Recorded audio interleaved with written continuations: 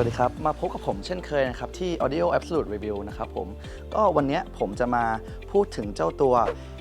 Power Switch นะครับ A2 Power Switch เนี่ยคืออะไรเหมือนตัวกรองสัญญาณเน็ตนะครับผมเป็นแบรนด์ของ AVIC นะครับจากเดนมาร์กนะครับออกแบบโดยคุณไมเคิลกับคุณลาร์สนะครับผมก็เจ้าตัว Power Switch เนี่ยก่อนอื่นเลยเนี่ยผมจะพูดถึงความสำคัญของมันว่าทำไมมันถึงสำคัญมากโดยเฉพาะณปัจจุบันนะครับที่คนหันมาเล่นสตรีมมิ่งกันซะ 90% แล้วด้วยซ้ำนะครับจากที่ผมได้คุยกับคุณลูกค้าหรือว่า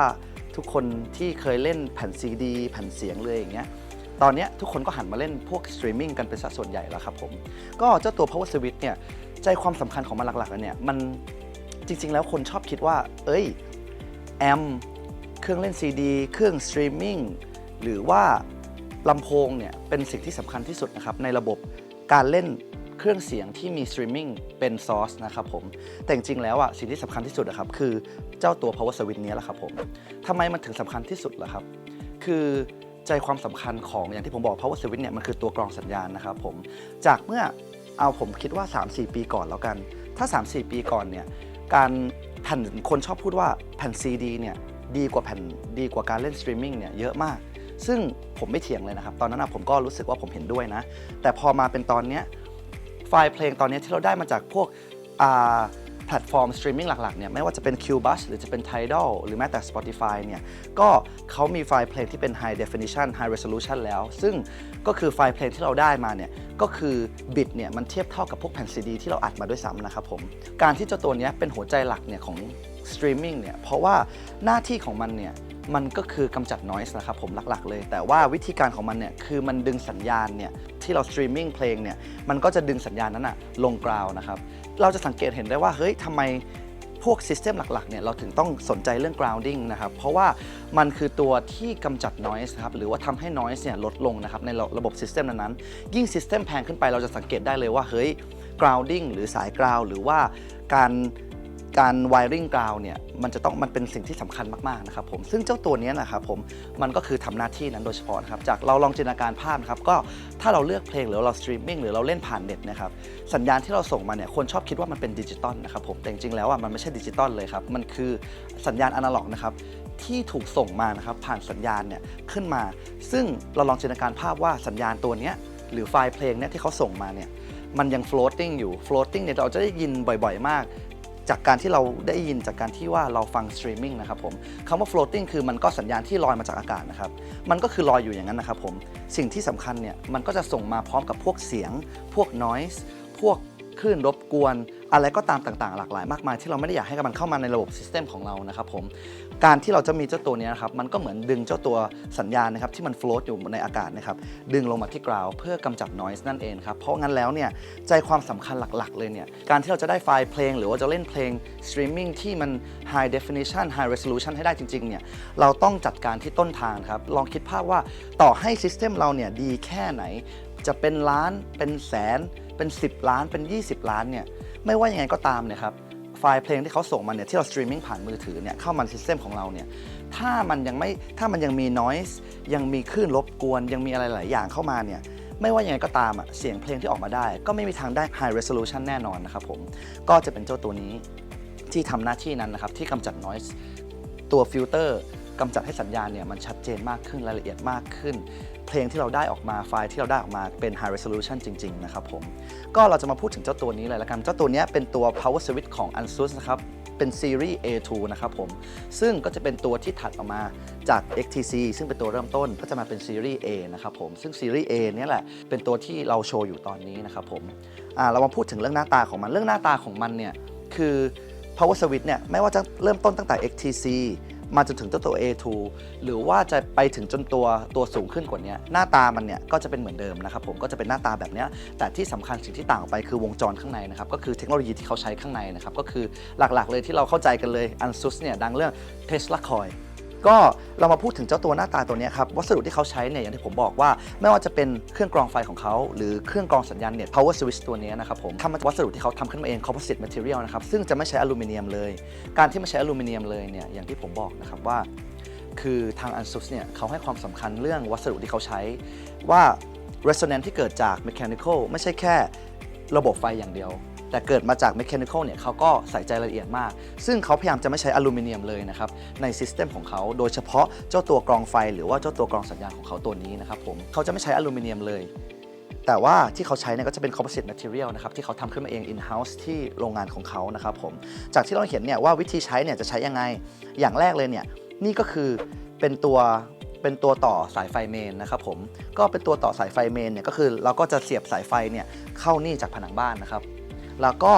จากที่เราเห็นนะครับเราก็จะมีทั้งหมดเนี่ย8ช่องนะครับก็คือเป็นช่องสายแลนนะครับผมช่องสายแลนเนี่ยเราทำยังไงก็คือเราจะมีสายแลนเนี่ยจากผนังบ้านถูกไหมครับสายแลนจากผนังบ้านเสร็จเนี่ย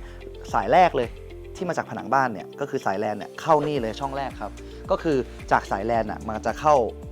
ตัวกรองสัญญาณนี้แล้วก็เราก็ต้องมีสายแลนอีกเส้นหนึ่งเพื่อเข้าจากสายแลนเนี้ยเข้าไปที่เครื่องสตรีมมิ่งของเรานะครับผมแค่นี้ก็เรียบร้อยแล้วครับแล้วก็ที่สำคัญคือเจ้าตัวนี้สามารถใช้กับอะไรก็ตามที่ใช้สัญญาณเน็ตนะครับไม่ว่าจะเป็นคอมเราไม่ว่าจะเป็นโปรเซสเซอร์ไม่ว่าจะเป็นสตรีมมิ่งเจ้าตัวนี้มีไว้ก็สามารถใช้ได้เหมือนกันนะครับผมแล้วเราก็จะเห็นนะครับรูเนี่ยที่เราเห็นเนี่ยมันคืออะไร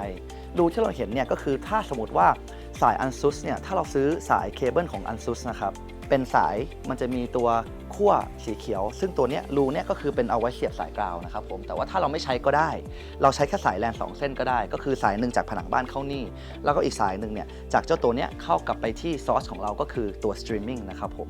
ตอนนี้นะครับเรามาพูดถึงฟังก์ชันพูดถึงวงจรของมันนะครับว่าอะไรที่ทำให้เจ้าตัวกรองไฟเนี้ยมีความพิเศษของมันนะครับผมอย่างแรกเลยอย่างที่เรารู้เลยครับคือ Tesla Coil นะครับผมจากที่ผมได้ย้ำไปหลายรอบแล้วครับว่าทาง ANSUS เนี่ยเขาเน้นเรื่องว่าเขาต้องการที่กำจัดเสียงให้ได้มากที่สุดเท่าที่จะทำได้นะครับความแตกต่างของมันกับเจ้าตัว XTC เนี่ยตัวเริ่มต้นของเราที่เรามีเนี่ยมันแตกต่างยังไงหลักๆเลยนะครับก็คือเทคโนโลยีที่เขาใช้เนี่ย Tesla Coil ครับกับเจ้าตัวนี้มันมี Square Tesla Coil นะครับซึ่งมันแตกต่างกับ XTC ยังไงก็คือว่าเราได้ Tesla Coil ที่เขาใส่ลงไปเนี่ยมากขึ้นกว่าเดิมถึงมากกว่า2เท่าSquare Tesla Coil ก็เช่นเดียวกันมีมากกว่าเจ้าตัว XTC เนี่ยมากกว่าเดิมเนี่ยมากกว่า2เท่าด้วยซ้ำนะครับผมก็ Tesla Coil ที่เขาใช้ในนี้อย่างที่ผมบอกคือเป็นเทคโนโลยีที่ของ ANSUS นะครับที่เอาไว้กำจัด noise เอาไว้ filter noise นะครับยิ่งมีมากเท่าไหร่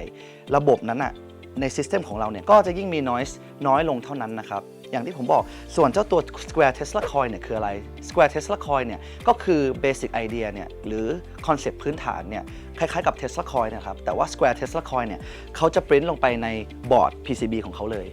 ซึ่งทำหน้าที่เดียวกันนะครับผมก็คือกำจัด noise นะครับจากระบบจากซิสเต็มของเราเนี่ยให้มันหมดไปนะครับผมยิ่งรุ่นสูงขึ้นเนี่ยเจ้าเทคโนโลยีพวกนี้ก็ยิ่งมีมากขึ้นเรื่อยๆนะครับผมฟังก์ชันหลักๆของมันที่ผมอธิบายไป Tesla Coil หรือว่าอะไรเงี้ยหรือรุ่นต่างๆเนี่ยก็จะมีประมาณนี้นะครับแต่อย่างที่ผมอยากจะย้ำนะครับว่า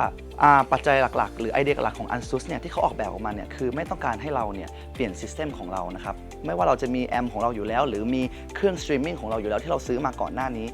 สิ่งที่เขาต้องการเนี่ยคือเขาต้องการดึงประสิทธิภาพออกมาจากซิสเต็มของเราเนี่ยให้ได้เต็มที่มากที่สุดเท่าที่เราจะทำได้นะครับเพราะงั้นแล้วใครที่อยากจะมาลองฟังหรือว่ามีเครื่องกรองสัญญาณของตัวเองอยู่แล้วหรือไม่มีกรองสัญญาณเนี่ยสามารถมาฟังได้ที่ Audio Absolute เลยนะครับเราสามารถให้ลูกค้านะครับว่ามาเทียบฟังได้เลยว่าการที่มีเจ้าตัวนี้หรือไม่มีเนี่ยเสียงมันแตกต่างกันยังไงดีขึ้นขนาดไหนคุ้มค่าเงินไหมสำหรับผมก็ยังยืนยันคำเดิมครับว่าจะดีไม่ดีคุ้มค่าเงินไหมเนี่ยอยากให้ลองมาฟังด้วยตัวเองนะครับแล้วมาตัดสินใจเองมาสัมผัสด้วยตัวเองว่าจริงๆแล้วเนี่ยสิ่งที่มันทำให้มันดีขึ้นมันเป็นยังไงสำหรับบางคนอาจจะคิดว่ามันดีขึ้นอย่างชัดเจนเลยนะบางคนอาจจะคิดว่ารายละเอียดมันดีขึ้นไดนามิกมันดีขึ้นไม่ว่ายังไงก็ตามเนี่ยผมก็อยากจะแนะนำให้ทุกคนเนี่ยมา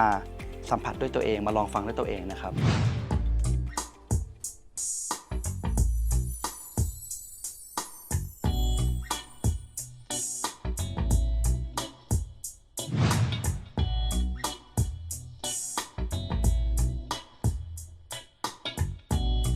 The secrets you keep from me, will I ever know? This life you live aside, will it ever show? Tonight you're mine,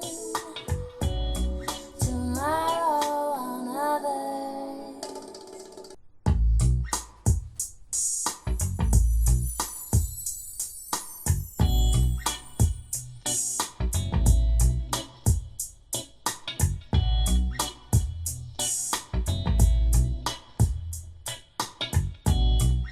secrets you keep from me. Will I ever know this life you live aside? Will it ever show? Tonight you're mine, tomorrow another. เจ้าตัว A2 เนี่ย Power Switch ตัวเนี้ย Retail Price ทั่วโลกเนี่ยอยู่ที่ 137,400 นะครับผม แต่ว่าใครที่สนใจสามารถมาฟังได้ที่ Audio Absolute ของเรานะครับ ราคาของเราเนี่ยอยู่ที่ 74,100 นะครับ เป็นราคาพิเศษแล้วก็ผมมั่นใจว่าถูกที่สุดในโลกแล้วนะครับผม ก็สำหรับใครที่สนใจเจ้าตัว